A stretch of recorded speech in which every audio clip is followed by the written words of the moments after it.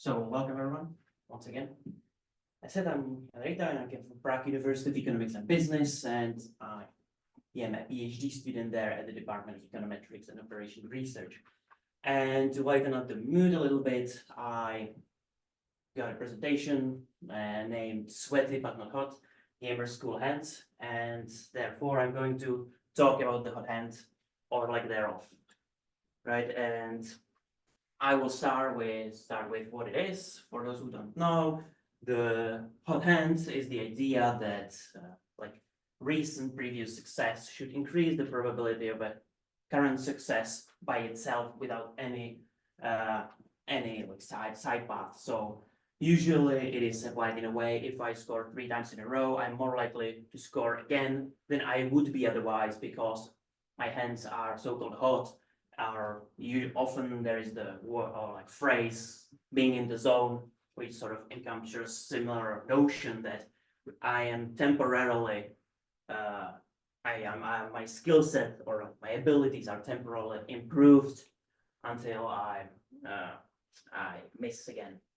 So this notion has existed in sports for probably a century, maybe more. But in the academic literature, it was first approached by Gilovich and Tversky in 1985, and in their series of papers, they got to the conclusion that the hot hand does not exist and is just an illusion of finding sequences, or finding patterns in random sequences, and that was their conclusion. So, however, nobody believed them, or at least the practitioners, the spectators, and stuff like that. And that led to my favorite quote, where Tversky wrote that he has been in 1,000 arguments over this topic, won them all, but convinced no one, and that that encapsulates a lot of our conversations in our lives. However, generally speaking, there is the literature got some issues, and I'm primarily sort of aiming at the data generation issues, right? And first of them is player interaction. Vast majority of sports disciplines suffer from player interactions. My success doesn't not only my abilities matter, but my enemy's abilities, and as well my teammates. How well, for instance, if they pass worse than they could have, my capabilities afterwards may be sort of influenced, and the probability that I will score, for instance, will decrease. As well as if somebody who is 30 centimeters taller than me is defending me in NBA, it's probably rougher to score when compared to somebody who is maybe 30 centimeters smaller or shorter rather. That's the first issue. The second one is heterogeneous attempt. They're somewhat related. Not all shots are created equal. Some shots are more difficult. They're shot from further, or maybe again somebody more skilled is defending me as well. So this has been very large issue in a lot of disciplines, and it is often, I would say, in the vast majority of cases, ignored, and all the shots are sort of treated as hit or not, right? The third one is time distribution. Usually stuff like breaks are not considered, or whether the two shots, where the gap between those two shots are 10 seconds long or 3 minutes. Usually it's it just happens in a sequence, and the time is very often ignored. And it is also related to how long the sequences are. For instance, in stuff like football, there's 2 goals, 3 goals, usually at most. So it is very difficult to find any sequence of attempts or hits at all. And even in sports like basketball, there's still a relatively small amount of attempts, and they are all usually done by only the all-star players, and very few players can achieve 40 or 50 40 shots a match. So it is very difficult to measure something like that when the sequences are that short. And it is also related because often they just combine those, for instance, matches or seasons, so they don't look at just a match, but a season of matches and treat it as one long sequence of attempts. So that they sort of also ignore stuff like, well, one match ended and maybe the next one is, depending on the sport, next day, 3 days, 1 week, depends, right? So those are the sort of data generation issues, so to speak. And now how I attempted to solve that is something that I used a tool that is called Kovacs Aim Trainer. And what it is a tool that is like at least originally primarily designed for as a practice tool for aiming abilities in shooter video games. However, it is also often used as a competitive tools to see who is the best in that, right? And what is the advantage of it is that how it works, at least in this case, is that there are balls occurring in a ring around the center of the screen, and you, for a small period of time, depending, let's say 350 milliseconds, and you have to, your goal is to hit the ball. Therefore, the shots are sort of, they are homogeneous or almost perfectly homogeneous because they are in a thin ring around the center of the screen, and they occur regularly. So it's like it appears you hit it or not, or maybe the time has passed and it disappears and appear again in a different place. So it is sort of uniform distributed in time. The shots are homogeneous and there's no interaction. It's you against the clock, so to speak. So you don't mind that somebody else is playing elsewhere.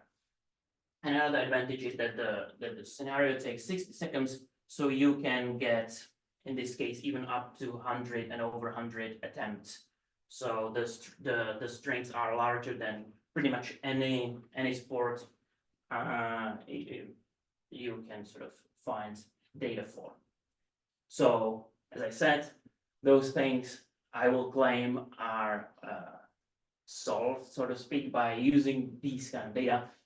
And there is another advantage that it is not, those data are not experimental. Those are natural data that are gathered afterwards. So they do not suffer from the issues of sort of plasticity of experiments and that the people may behave differently when they are spectated, right? So those are gathered afterwards. Now, when it comes to the hot hand, there are two approaches how to look at the hot hand. One would be something that is called streakiness. So we are looking, are players streaky or overly streaky? And the other one is what I call clustering of hits, whether sort of the success is somewhat clustering around the same time. So maybe in this case, right, you can see that there is a string of 18 shots, black are hits, white are misses. So here, the streakiness approach would say that the player has got the hot hand here, but after the miss, the hand cooled down completely to 0. So this treats the streakiness as binary variable. It is hot or not, right? While this one, the other one, the clustering of it, treats sort of the sort of heat as a continuous variable that sort of rises because we are hitting more, and then the hit cools it a little bit, but not completely. So the other approach sort of doesn't necessarily look at this purely streakiness and might consider this person as having the hot hand because there was a lot of success in the beginning and no at the end. While the streaky one would reject it because miss here, miss there, only 2 opportunities. So 2 out of 2 were actually sort of weren't like the evidence didn't seem to indicate that the hot hand was actually real. Now, how to calculate it, right? Or estimate it rather. For the streakiness approach, there are 2 basic approaches I used. One is whether the probability of a hit given 3 hits in a row is larger than the probability of a hit in general, right? So just question, is the probability increased in that case? And the other one is that whether the probability after 3 hits is larger than after 3 misses. So again, that's like the second one that is used, and I used as well. And for the other approach, for the sort of clustering of hits, I used something that is called inter-event times, and it pretty much just calculates a vector of distances between those hits. So since those are uniform, since the hits are uniformly distributed, I can just sort of take, this is second place, so 2 minus 0 is 2, 3 minus 2 is 1, and I can build the inter-event times. And I can just calculate this, and if they are sort of uniformly, if even the hits are uniformly distributed, those numbers are should be very similar, because there should be like 2, gap of 2, gap of 2, gap of 2, gap of 2. If they're clustering a lot, there should be a lot of small numbers and a lot of large numbers. And therefore, now I can use this and measure how sort of clustering, air quote, because it's like one-dimensional clustering, how much they cluster, the successes cluster. And I measure it using entropy, just use the base, and entropy is a measure of sort of how, whether the numbers are, how much they differ in general, sort of the variance in the numbers. That is how it is calculated. It's the standard Shannon's entropy that is used in information sciences. And now, so this is how it is measured, and now how it is tested, whether the effect is significant, whether it is real or not. I used something that is called permutation tests, because those, because the strings are still far from infinite, there is a small sample bias there. But using permutation tests is the only way to resolve this small sample bias intrinsically, right? So this is the only way how to do it without any necessary correction. And how permutation test works, it just takes the string of zeros and ones and just shuffle the numbers around, creates a different permutation, and creates the measure again. Then we will get the histogram of the measures, and I will look at the original string or original sequence and look at the standard alpha percentile, whether we are further from, right? For instance, I will use the alpha 0.05, so I will look at the 5 percentile and whether the value is actually more extreme than that. Sort of the standard like bootstrapping method, except it uses permutations. Now, this is an example of it, right? In a sequence, in a 94th sequence I've got the distributions of entropies of the permutations, and the actual value for the real data were somewhere around here, somewhere there. So I would sort of recheck the null hypothesis, which would be that the shots are independent, and therefore I would here conclude that the hot hand was present because it was statistically significantly sort of more extreme than the alpha, in this case even than the alpha 0.1. Now there's an issue, since I test the same hypothesis again and again and again and again. So I expect that I will find the significant results there because I do repeated testing, and I solved it using two different. I corrected for that using two different techniques. First of all, I used 1 million repetition of the permutation, which should be high enough, and it was still low enough so that I can ever finish the calculations. And I use for this usual alpha 0.5 for all the testing. Now I corrected for the family-wise error rate, which corrects for so that the alpha is exactly correct for the multiple testing. So I will get at most alpha positive, falsely positive rejections. And I use the step down or Holmschlag method, which calculates the alpha exactly as it is supposed to be.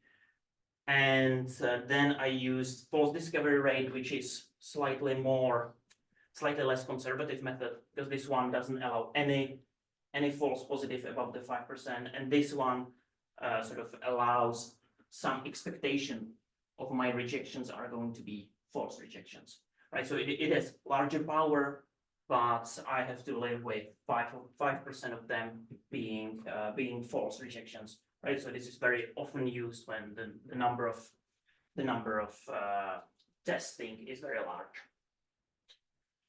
And so that's one thing. Another thing I also this is like I used an individual testing, so I tested each player individually, and I asked, is this player or was this player sort of showing some kind of sign of hot hand? Was this player showing some kind of hot hand, etc. And then joint testing, when I sort of calculated all of the players, calculated average of the metric, and permute them all again, calculate the metric, and therefore I looked at, are the players as a whole, is there some kind of sign that the players as a whole show some sign of the hot end? And the reason is that you can actually get different conclusions. You can show that even if this one is, for instance, like shows no signs of the hot hand, maybe this one will, because some players are, some players aren't, and here it is more sort of general. And now about the result, I've got 107 sequences, and you can see this is the whether the probability is larger than expected. This is larger than after hits, than after misses, and this is the entropy. So are they clustering more than expected? And we can see that if I test the individual 107 of them, I will find 5, 6, and 7 rejections at the 5%. However, once I correct for the familiarizer rate and full discovery rate, I will get 0 in all of them. And the joint testing, since it is just one test, I can calculate p-value, and I'll get that none of them are smaller than the alpha 0.05. Therefore, the conclusion would be that I was not able to find any signs of hot end in the COVAX untrained data set. And I will end up with one more line, which is the downside, or like weakness of it, as far as I'm concerned, is there is the notion that the stakes might not be high enough for this to be generalized to all fields.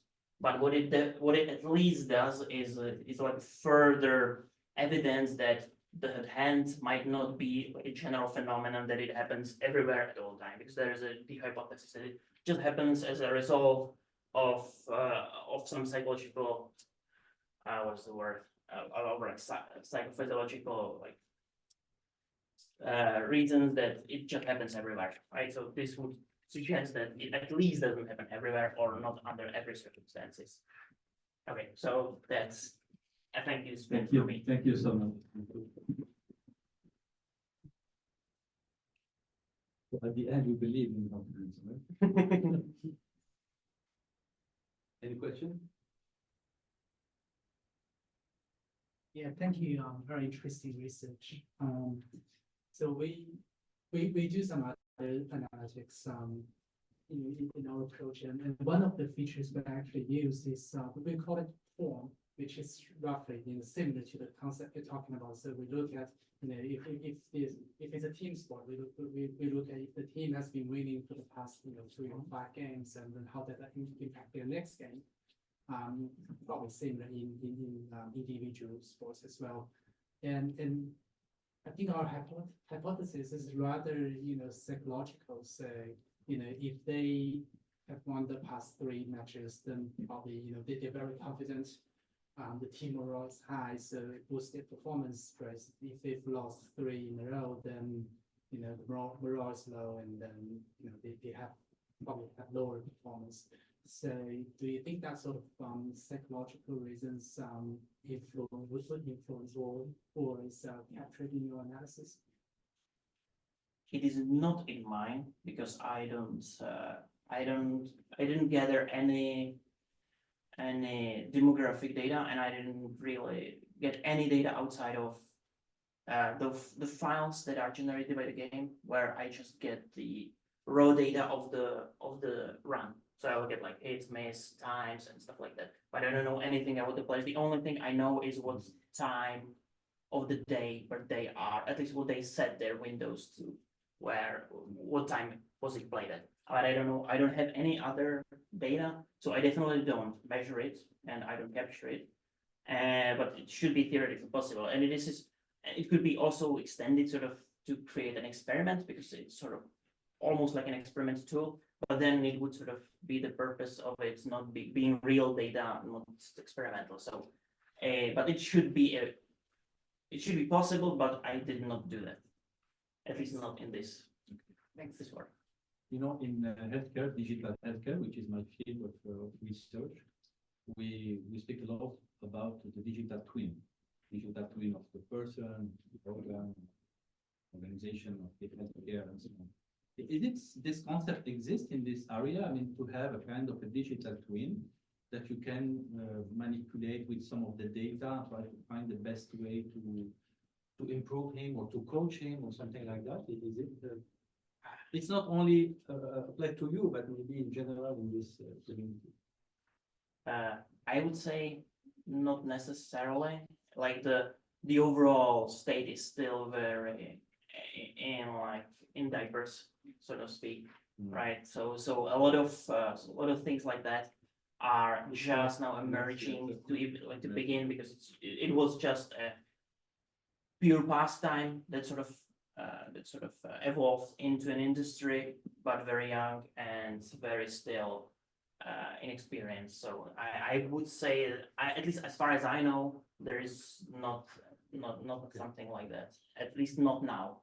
And I see from the presentation in this session, most of the studies focus on historical data. Mhm. Is there any ambition to work in real-time data during the game? You mean that you are there and you can send some insight to the coach? I mean, you have to do this strategy, change this strategy. So I don't have the ambition, but the thing is that obviously like because you are the last one, so we need to Mhm. all the questions. Yeah. The company that develops the tool, they have much more data than I do have, obviously, Yes. and they haven't been very cooperative with me so far. So even if I had the ambition, it would probably fail in that sense, because they just weren't interested, or at least didn't reply. Yes. So Maybe it will be the ambition of Yeah. ISACE. yeah, maybe once once I will build my resume, maybe they will be more cooperative then. Any other question? Yes. Adrien? Hey, Adrian Bright from Dependable Intelligence. I was wondering, it seems to me that the outcomes is team play kind of phenomenon, and you're looking at individual play. Have you any intention to try and generalize that to team play? Because a lot of psychological factors may have an impact on the overall team rather than on the individual, because you disproved it on the individual base. But every time I saw this kind of phenomenon, multiplayer. And I think if you use online video games, Counter-Strike, whatever, where the data is actually recorded and you have the full games. Is it in your intention? Yes. I'm speaking of Counter-Strike. I hope I will work with demo data, which, if the hardware allows, should sort of provide an functional infinite amount of data for something like that. It is true that it is probably mostly used in like team environment, though. Like some of the papers attempted similar things I did by using Dart and bowling and stuff like that. Or for instance, Dart, there's not enough throws for something like this to be measured, and the small sample bias is very, very high. But yes, I definitely have the ambition there. Not necessarily there, but definitely there. But it is in near future. Okay. Okay, thank you so much. Thank you again.